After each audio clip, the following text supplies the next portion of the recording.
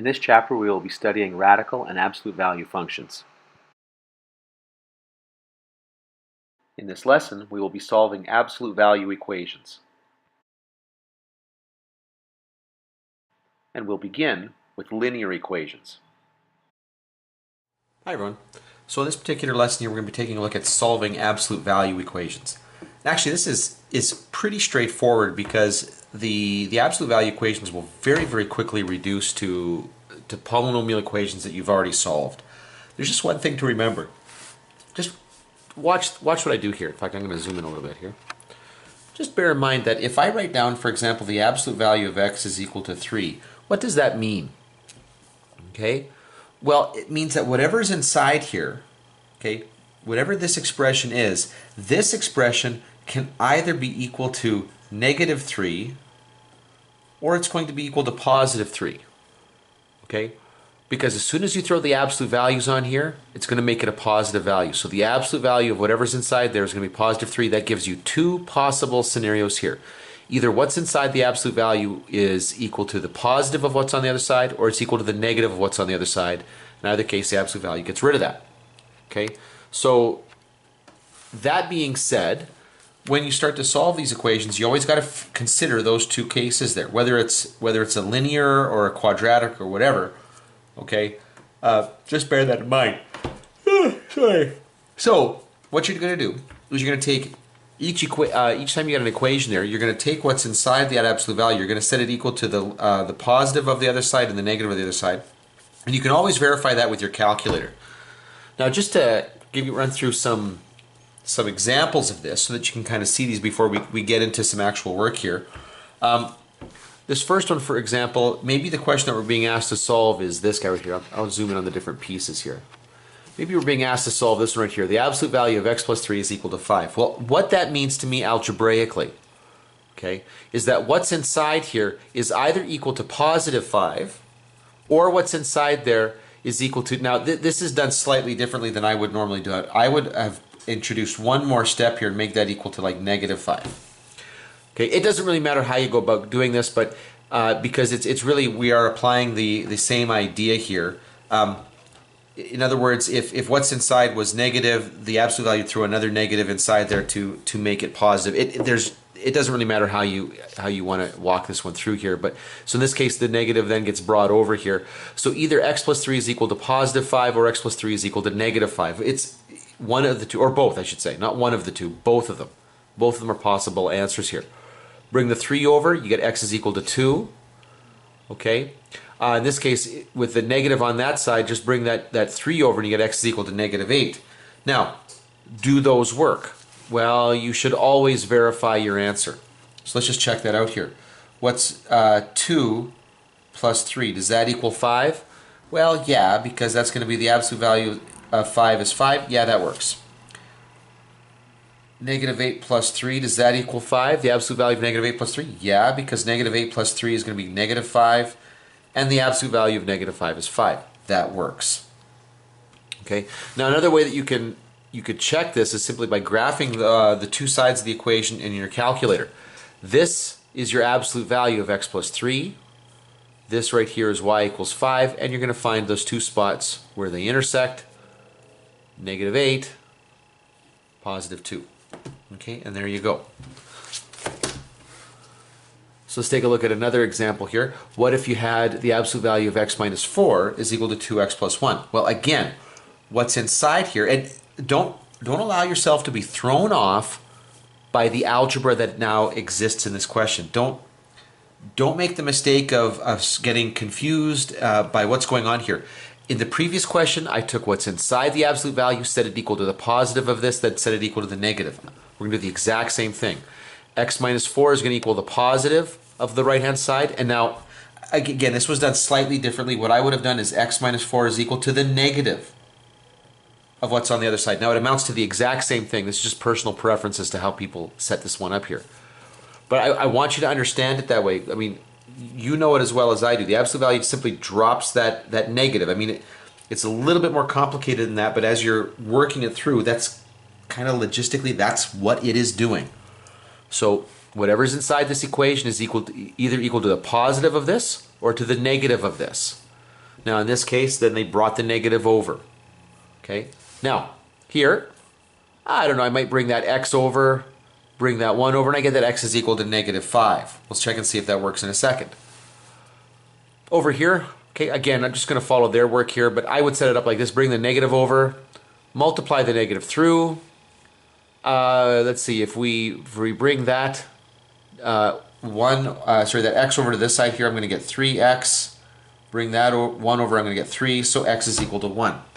Now let's check it. Let's see if those work here. Does -5 work? Well, -5 minus 4 is -9. The absolute value of 9 is 9. 2 times -5 is -10, plus 1 is -9.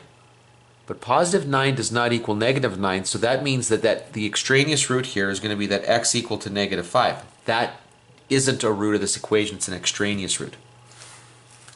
Let's plug 1 in. 1 minus 4 is -3. The absolute value of -3 is 3. 2 times 1 plus 1 is going to give you 3. So yeah, that one works. So we only get one solution here, and the answer is 1. Now, look what happens when you graph this. If you graph the absolute value, you get this graph right here. Okay, it's got that nice characteristic V shape. And then right here, this is that linear function. That's that 2x plus 1. Yeah, notice that they only intersect the ones. Okay, when x is equal to 1 right here. Perfect. Let's take a look at another one. Right here. Okay, the absolute value of 5x plus 1 is equal to -4. Now, okay, there's a bit of a trick here. Okay, there is a bit of a trick. The absolute value can only produce a positive result. It is not possible for an absolute value to produce a negative number. So I can tell you right now, there's no solution. It is not possible for this equation to work. Now, we're gonna run from this point on under the assumption that maybe you didn't catch that. Maybe you didn't see that was what was going on here. So we're going to see what happens here. Now, in addition, you might also be asked to provide the extraneous solutions to a question like this. So maybe you have to go through these steps anyway, but here you go. So first of all, whatever's inside there is going to equal that right-hand side, or what I would normally do here is I would set 5x plus 1 equal to the negative of that side. So, I mean, my step here would have been to make this 5x plus 1 is equal to +4, and then you would solve that. You'd bring that 1 over, so 5x is equal to 3, x is equal to 3/5. We get there the same way. Okay, the lady that put this together simply put the negative on this side, multiplied it through, and then solved. Either way, we're going to get 3/5 there. When you set it equal to just the -4, when you just leave it alone, okay, bring the 1 over, you get -5, divide x is equal to -1. Doesn't really matter, but regardless, the procedure is still the same. You take whatever's inside the absolute value, set it equal to this right-hand side, then set it equal to that right-hand side with a negative in front of it. Now, let's try this. Does -1 work? 5 times -1 is -5, plus 1 is -4. Absolute value of -4 is 4. But 4 does not equal -4, so that one doesn't work. That's an extraneous root. Okay, let's plug in that 3/5. 5 times 3/5, well, the 5s are going to cancel, so I'm going to get 3. 3 plus 1 is 4. The absolute value is 4. The absolute value is not equal to -4. Okay, so again, just you're seeing it right here. There is no solution. Both solutions are extraneous. Okay, both solutions are extraneous, so this thing has no solution. Now, graphically, what's going on here? Well, the graph looks like this. Here's your absolute value. It's just that the line that they gave us doesn't even intersect it. It's below, okay, the graph. So no intersection means no solution. Now, before we jump into some examples, just a little note here. Always isolate the absolute value before considering the two cases. Okay, and it goes on from there. It talks about verifying in your calculator, but always isolate that absolute value first. Okay, so you know exactly what you're going to make positive and what you're going to make negative. Okay, now let's go through and do some examples.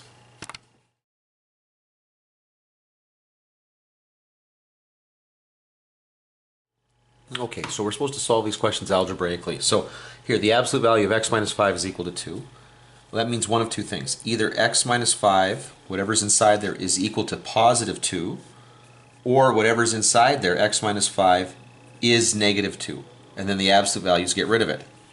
So bring that 5 over, so add 5 to both sides, 7. Add that 5 to both sides, and negative 2 plus 5 is going to be 3. Now let's just check and make sure those work. If I plug 7 in, 7 minus 5 is 2. The absolute value of 2 is 2. Perfect. If I plug 3 in, 3 minus 5 is negative 2. The absolute value of negative 2 is 2. So yeah, both of those work just fine. Over here. Okay, well before I jump into this, first thing I'm going to want to do here is isolate that absolute value. Okay, so really the equation I want to think about here is the absolute value of 3 minus x is equal to 4. Okay, now one of two things. Either 3 minus x is equal to 4, in which case the absolute value is 4, or 3 minus x is equal to negative 4, and the absolute value gets you 4. Let's bring the 3 over, so negative x is going to equal 1, x is equal to negative 1. Okay, bring the 3 over, negative x is equal to negative 7, divide both sides by the negative 1, and you get x is equal to 7. Let's just double check that that works. Okay, 3 minus negative 1 is going to be 4. Okay, the absolute value of 4 is 4 minus 4 is 0. So yeah, that works. 3 minus 7 is negative 4. The absolute value of negative 4 is 4. Minus 4 is 0. Yeah, 7 works. Both of those solutions work just fine. X plus 1, the absolute value of x plus 1 is equal to 2x. Okay, a little bit more complicated because it's more than just a value on the right hand side, but that's okay. Either x plus 1, either what's inside here is equal to what's on the other side without any change. In other words, I'm assuming that this is positive, makes this positive, or it's equal to the negative of that, in which case the absolute value will just strip the negative off of it. Okay, bring the x over, subtract x from both sides, and I get x is equal to 1. Here maybe what I'll do is I'll bring that x over, so subtract x from both sides, I'm going to get negative 3x, divide, and I'll get negative 1/3 is equal to x. Okay, now let's check and see if those work. If you plug 1 in, 1 plus 1 is 2, the absolute value of 2 is 2, and if you multiply 2 by 1 you get 2, so yeah, this one works if you plug 1 in. Let's plug negative 1/3 in. Negative 1/3 plus 1 is going to be 2/3. Okay, so this would end up being 2/3. 2 times negative 1/3 is going to be negative 2/3. But therein lies our problem, because although numerically they're giving us the same number, the signs are different, so this is extraneous. Okay, negative 1/3 is not an answer to this equation, it's only x equals 1. Okay, now this one right here, let's simplify this a little bit for ourselves by bringing that 1 over. Okay, so the absolute value of x plus 4 is equal to x minus 1. And so now, either x plus 4 is equal to, I just take exactly what that is without changing it, or x plus 4 is equal to the negative of what's inside there. Okay, now, something kind of weird happens here because the x's cancel and I'm left with 4 equals negative 1. Yeah, that's just false. Okay, so there's actually no solution coming from that. That doesn't make any sense, okay? And actually that stands to reason. Adding 4 to a number then subtracting 1 from that same number, that really can't be giving you the same result here. Over here, let's multiply that negative through, so x plus 4 is equal to negative x plus 1. In this case, I can bring that x over, maybe move that 4 over, and so x is equal to negative 3 over 2. Now, let's see if that works. Negative 3 over 2. If you plug negative 3 over 2 plus 4, well, 4 is the same as 8 over 2, so negative 3 plus 8 is going to be 5 over 2. The absolute value of that, okay, is going to be 5 over 2 plus 1. Okay, 5 over 2 plus 1 is going to be 7 over 2. but that doesn't equal negative 3 over 2. So turns out this one doesn't work either, and there's no solution. Okay, but again, it's not a problem. It's not an issue at all if there's no solution to a problem. You just got to recognize it. Don't get worried about it. Now, if you do run into a situation like this, it is fairly natural to want to go back and just double check that you've done everything correctly. But if you're coming up with the same conclusion, that's fine. Run with it. No solution to this equation.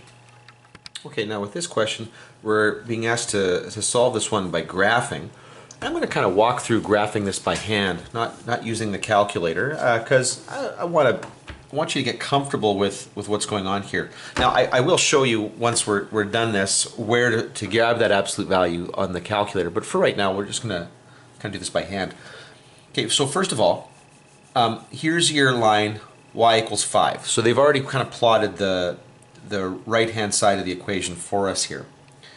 Now what we got to do is we got to plot this absolute value. Now the way to do this really is to recognize the piecewise function. Whoops. Oh, sorry, no, that's what I want. The piecewise function. Now, first of all, it's going to be negative 2 plus x. Now, that's no change to this. So negative 2 plus x, what would that look like? Well, it's going to have a y-intercept of negative 2. It's going to have a slope of 1. So it's going to look like this. Slope of 1 means down 1 over 1. So here's my graph. Okay? Now, I know that this thing is going to have... Oh, I'm sorry. Wow. See, this is what I get. This is what happens when you've got no one around looking over your shoulder doing the work here. I totally did that slope backwards. I did as if it was negative. Sorry, negative 2, the slope is 1. Up 1 over 1. Up 1 over 1. So just so you know, I don't work with a key. Not working from a key. I'm just kind of doing the math here. So anyway, so here's my line.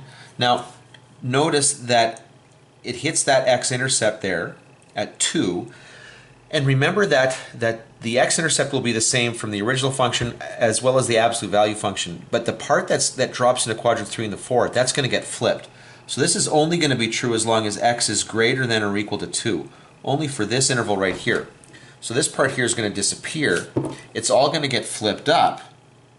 And we're going to get a function that looks like this. Well, you're going to multiply a negative 3. I'm going to put a negative in front. So the negative would change that negative 2 to a positive 2 minus x. This is if x is less than 2. And we get a slope with a y-intercept of 2 and a slope of negative 1. That's going to look like that. Okay?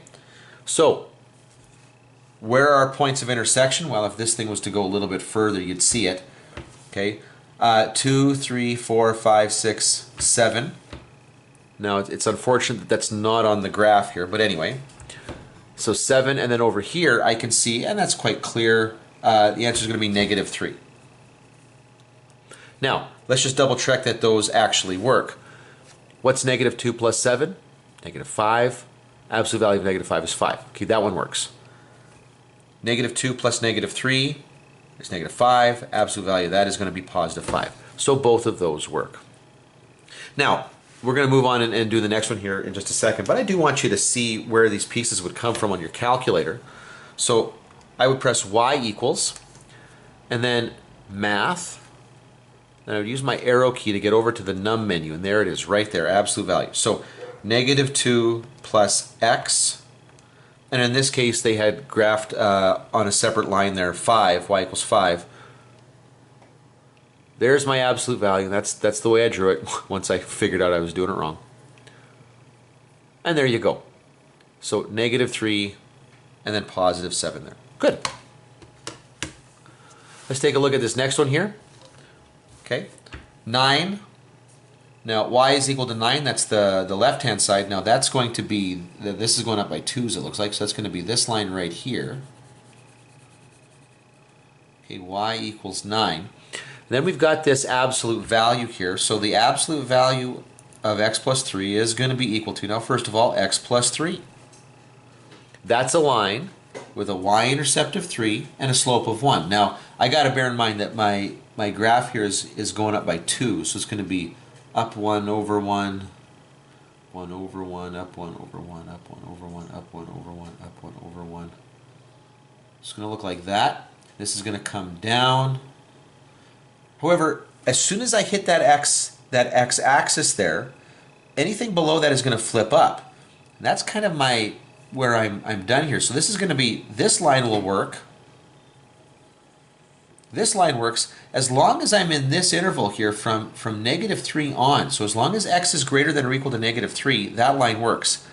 Then it's going to flip and become negative x, whoops, sorry, I got to put the negative all the way through, negative x minus 3, and that's going to have a y-intercept of -3, but it's going to go through this point right here, I know, and it's going to have a negative slope of 1. It's going to look something like that. Oh, right at the end there. So that's going to come down. Now, when I look for my points of intersection, that looks to me like we're intersecting at 6. X is equal to +6. And then way here, just on the very edge here, where this is -10, this will be -12. Now let's just see that those work here. 6 plus 3 is 9. Absolute value of 9 is 9. Perfect. -12 plus 3 is going to be -9. Absolute value of -9 is +9. Perfect. Both of those work. Excellent. Now we'll take a look at quadratic equations. All right, now we're going to take a few minutes here to just talk very, very quickly about what happens if it's quadratic. It turns out it's the same thing. Your approach is going to be absolutely identical. It doesn't matter if it's quadratic. It doesn't change anything. In fact, the only thing that might change here is you might end up in a situation where you're going to have to use your friend and mine, the quadratic formula. Okay?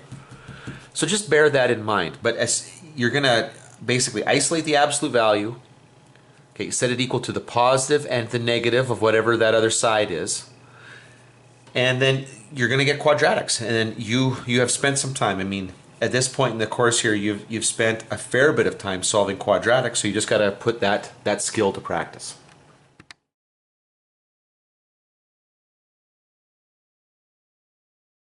Okay, let's just take a look at a worked example here. The equation that we're going to solve here, I'll just show you this one first here. It's the absolute value of x squared minus 8x, okay, and that's going to equal x plus 6. Now, this gives us two different equations. Either whatever's inside there is equal to the right-hand side without alteration, or whatever's inside the absolute value is equal to the other side, but just the negative of it. And remember, that absolute value is going to strip that negative off there, and that's why it looks like that right now. Now, it's a quadratic, okay, because I've got the squared term, so I'm going to bring everything over to one side. So either I'm going to solve x squared minus 9x minus 6 is equal to 0, or I'm going to solve x squared minus 8x. Now I'm going to put that negative through, so negative x minus 6. So this is going to be x squared, what's that going to be? Minus 7x plus 6 is equal to 0. So here, I'm going to get, well, okay, I'm going to take a look at this. What are my factors of 6 that are going to add together to get -9? And the answer is, I don't think that's going to work there. So I'm probably going to have to use my quadratic formula. So negative of -9 plus or minus the square root of -9 squared minus 4 times a times c, bumping into that one, all over 2 times a. And I'll push this down here. So it's going to be 9 plus or minus the square root of, what do we got there? It's going to be 81 plus 24 over 2. Whoops, sorry, that ran off the edge there. 9 plus or minus the square root of, that's going to be 105 all over 2. And actually, knowing what I know about 105, okay, that is as good as that's going to get. I'm not going to be able to simplify that down any further. So without going to a calculator, those are my two roots. Now, do those work? It's a little hard to check here, but I will show you one way to do this algebraically to check it. I mean, other than graphing, but I'll come back to this in a second. Or we come over here, and we're going to get this one right here, and this actually can be factored down. This will be -6 and -1, so then my answers here are going to be 6 and 1. Now, this is a little bit easier to check because we can plug that in. 6 squared, okay, is going to be 36, minus 8 times 6 is going to be 48. So 36 minus 48 is going to be, what is that, 12? And then 6 plus 6 is 12, so that works. Now this is going to be negative 12. The absolute value makes that positive 12. 1 minus 8 is going to be negative 7. Absolute value makes that positive 7. 1 plus 6 is 7. So 1 works. Now, it's a little bit harder to check and see if a root like this works. I'm going to show you how you can do it in your calculator. First of all, I'm going to put brackets for the numerator. 9 plus the square root of 105. Whoops, sorry. I need to get out of the brackets first. Divide by 2. I'm going to get this as my answer here. Now it's kind of a crazy number to be working with, and I don't want to type this out a bunch of times here. But once I've entered that in and gotten a decimal value, what I'm going to do here is I'm going to go back up to my equation here, and I'm going to plug that in. I'm going to press math, num, absolute value, and I'm going to do answer. I'm going to grab that from right here. So answer squared minus 8 times my answer. And actually, what I'm going to do is I'm going to bring both sides of this equation over to the left-hand side. So I'm going to subtract x, or subtract the answer, I should say. And then I'm going to subtract the 6. Now, if this is a correct answer, that should be 0. Now, before you go all, well, it's not 0. Look at it, it's not 0. Well, look a little closer. 2e to the negative 12 means 0.000000000000, and then like with the 2 there. That's 0. For all intents purposes, that's 0, okay? All that means is the calculator had a little bit of difficulty with the fact that this decimal only goes to a finite number of places, had a little bit of difficulty figuring it out really precisely beyond that point. So that's no worries.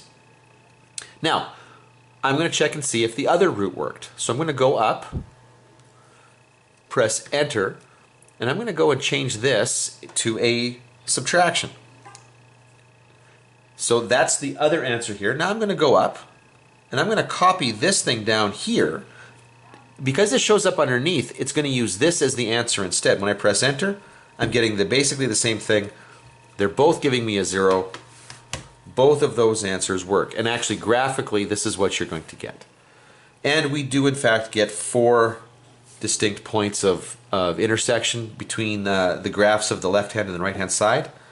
So yeah, we get 4 solutions.